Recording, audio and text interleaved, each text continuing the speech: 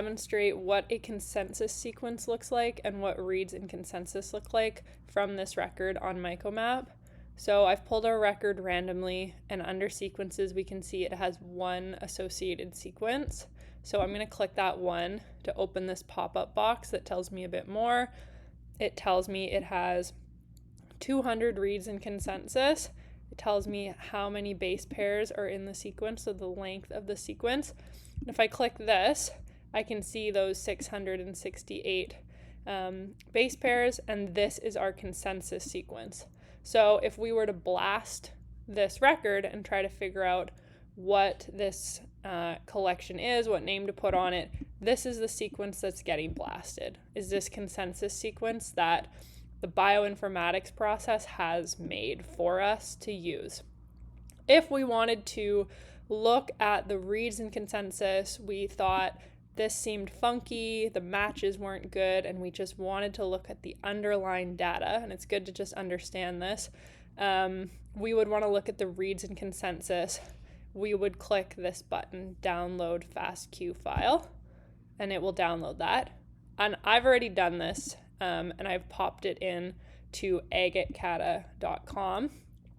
So once you do that, it just takes a second. You can press alignment viewer, and then you can see all of those 200 reads in consensus. So that's 200 rows.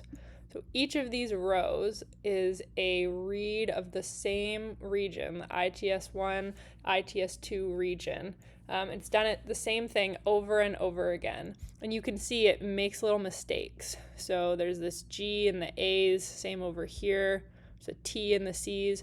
These are just what we call nanopore noise.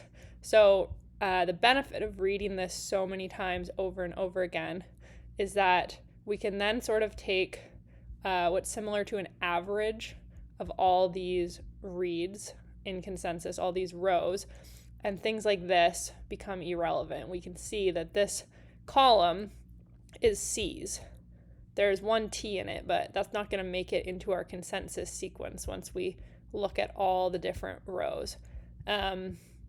And we could scroll left to right and see all those 668 base pairs, and up and down to see all those reads in consensus. But this is the data that was used to create this. We've looked at essentially every position and said what nucleotide occurs here majority of the time, and that's how this consensus sequence was made. So it won't always be 200 reads. You could have some are as low as 5. But yeah, hopefully that makes a bit of sense.